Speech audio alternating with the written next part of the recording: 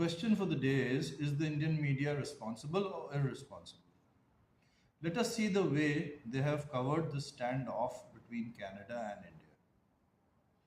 There have been projections in the Indian media about Indian troop strength vis-a-vis Canadian troop strength. How strong is the Indian Air Force compared to the Canadian Air Force? For one thing, let me be very clear. No hot shooting war is going to take place between Canada and India following what has happened regarding this diplomatic standoff. So why go in for this kind of frivolous coverage? Has the Indian media actually become irresponsible, immature, and juvenile over the time period?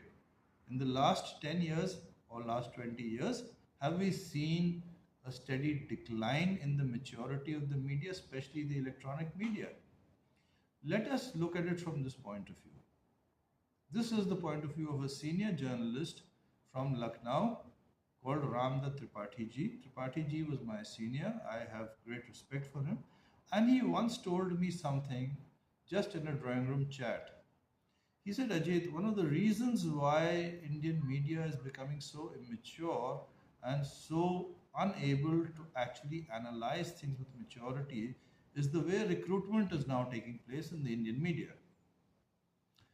This is because a lot of mass comm colleges and journalism schools have opened up to make money and train journalists.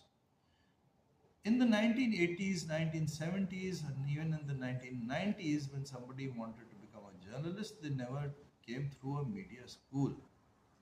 It was only in the late 1990s that they started coming en masse through media schools. A person became a journalist after doing his LLB or his LLM or his PhD or his master's in a university, experiencing university life, experiencing university education and university politics. He had a vision of the world. He understood a lot of things. What is happening today is that you have a boy straight out of college, his class 12. He is taken to a mass comm college. He is around 20 years old at the most.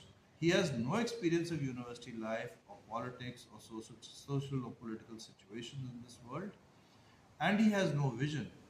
And you teach him journalism, how to place a headline, how to create a page, or how to give what is called piece to camera or become an anchor on TV. Unfortunately, this person does not realize the difference between mature journalism and frivolous journalism. Because he is too young, he has no vision or she has no vision. She can also be manipulated into plugging stories in favor of political parties. So the dilemma facing the Indian media today, the manner in which they report certain incidents, the language they use is all a result of these mass comm colleges. Unfortunately, the biggest tragedy of the day is that media houses also have stopped recruiting people from vision because they fear that these could be loose cannons and not toe corporate lines. This is one of the biggest reasons for the downfall of the Indian media